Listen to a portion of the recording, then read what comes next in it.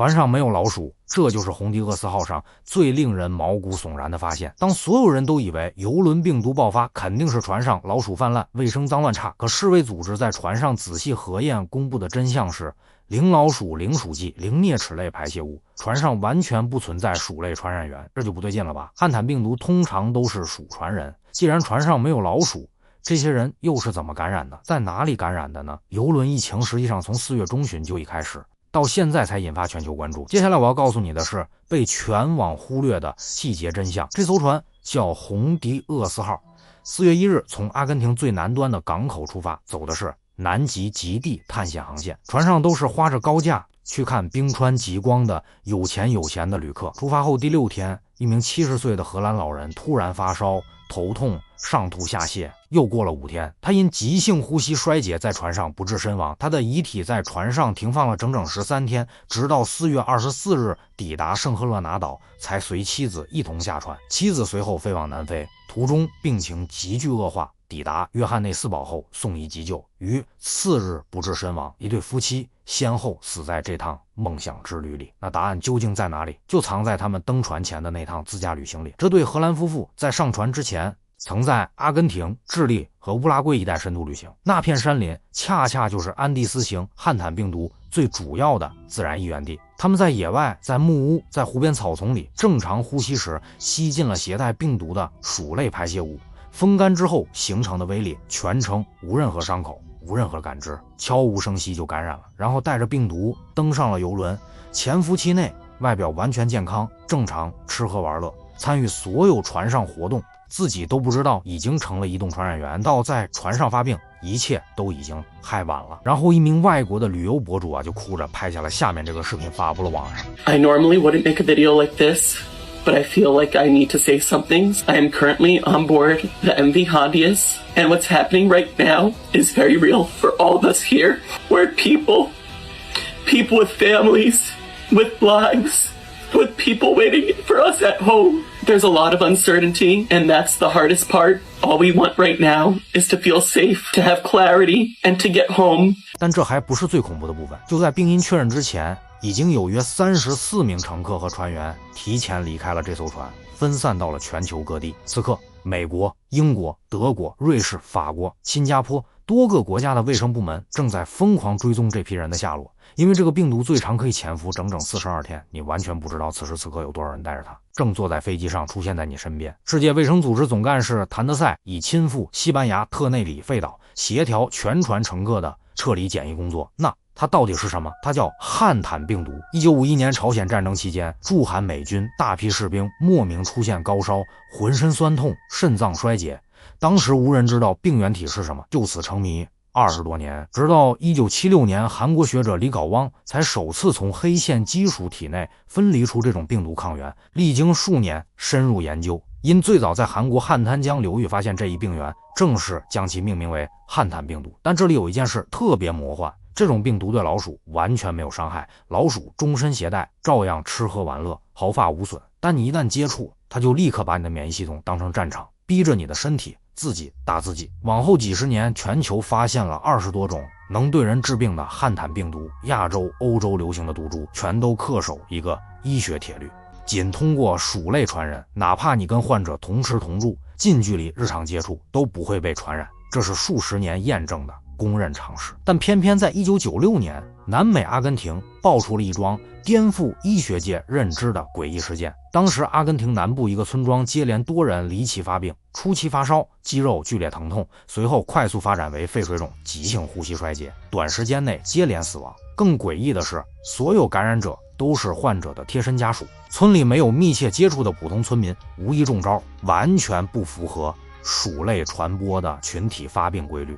科学家们全面排查当地鼠类水源、空气、食物，历经多年病毒基因测序，才最终锁定元凶安第斯型汉坦病毒。它是全球汉坦病毒家族中唯一被证实具备人际传播能力的变异毒株。彻底打破了汉坦病毒鼠传人的天然规律。这次游轮上就是他。现在来说，今天最重要的内容，也是99%的人都不知道的是，汉坦病毒最主要的感染方式不是被老鼠咬，而是吸入含有病毒颗粒的气溶胶。受感染的老鼠尿液和粪便风干后，会变成比发丝还细上100倍的超微粒，悬浮在空气中。人路过时正常呼吸就可能中招，全程没有任何伤口、任何感知，称得上隐形吸入式感染。这种颗粒太小，你的鼻毛根本拦不住它，它会直接飞进你的肺泡深处，而你一旦拿起扫帚扫或者打开吸尘器，就等于亲手把这些微粒打成一团致命烟雾，扩散到整个房间。开着风扇通风也没用，这个病毒在室内干燥的空气里可以存活数天甚至更长时间，它就静静地等在那里，等你进来。请记住这一条铁律，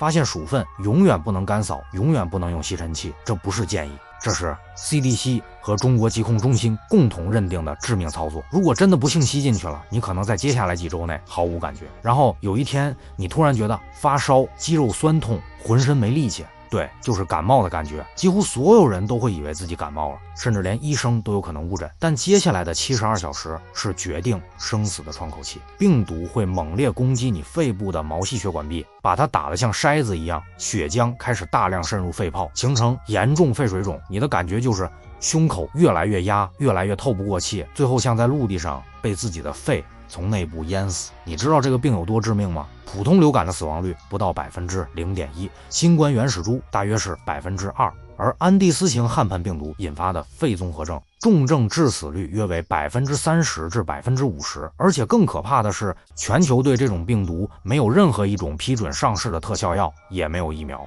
医生能做的只有呼吸机、补液、透析，陪着你的身体硬撑。这次游轮上的第一位荷兰患者，从出现症状到死亡只有短短5天，即便船上配有医生，也有呼吸机等关键急救设备，最终也没能救回来。很多人以为撑过急性期就万事大吉了，但研究数据非常残酷，重症幸存者中相当大比例的人康复几年后仍有明显的肺功能损伤、换气困难、运动耐力大幅下降。原本每天能跑好几公里的人，康复后走上1-2公里就开始喘，这不是感冒，这是你的肺被提前损耗了10年、20年。那这次为什么偏偏在游轮上爆发？其实是4个罕见条件同时叠加。第一，0号病人在南美安第斯衣源地隐性吸入感染。第二，潜伏期最长42天，带毒登船后外表完全正常。第三，碰上了全球唯一具备有限人际传播能力的安第斯变异毒株。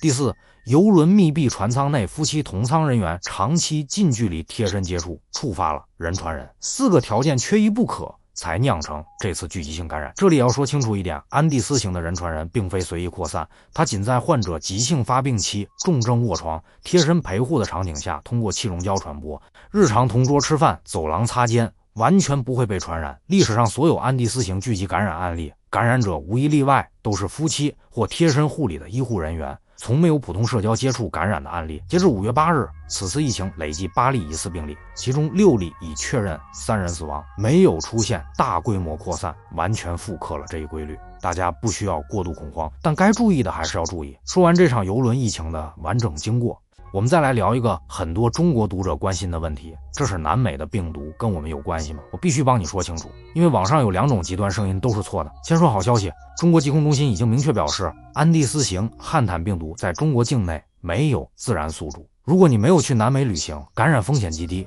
世卫组织也评估这次疫情引发全球大流行的风险非常低，但是说汉坦病毒跟中国人没关系，这句话是错的。安第斯型是汉坦病毒家族里的远房亲戚，中国有自己的本土汉坦病毒，叫汉滩病毒和汉城病毒，引发的疾病叫肾综合征出血热，它不烂肺，它烂肾，主要攻击肾脏，每年在全国各地都有病例报告，尤其是农村、林区、鼠类多的地方，重症患者可能需要透析维持生命。更离谱的是，中国其实已经研发出了针对本土型的疫苗，但大多数人完全不知道这个病的存在，更从没打过这个疫苗。两者传播方式、致病症状、致命程度差异极大，千万别混淆。更无需因为邮轮事件盲目恐慌，但该有的防范意识一点都不能少。发现家里有鼠粪，正确的做法只有4步。第一步，先别动，开窗通风，至少半小时，让空气稀释一遍。第二步，武装自己，必须戴 N95 口罩，普通一次性口罩，拦不住这种颗粒，再套上厚橡胶手套。第三步，湿擦不是扫，用常见的84消毒液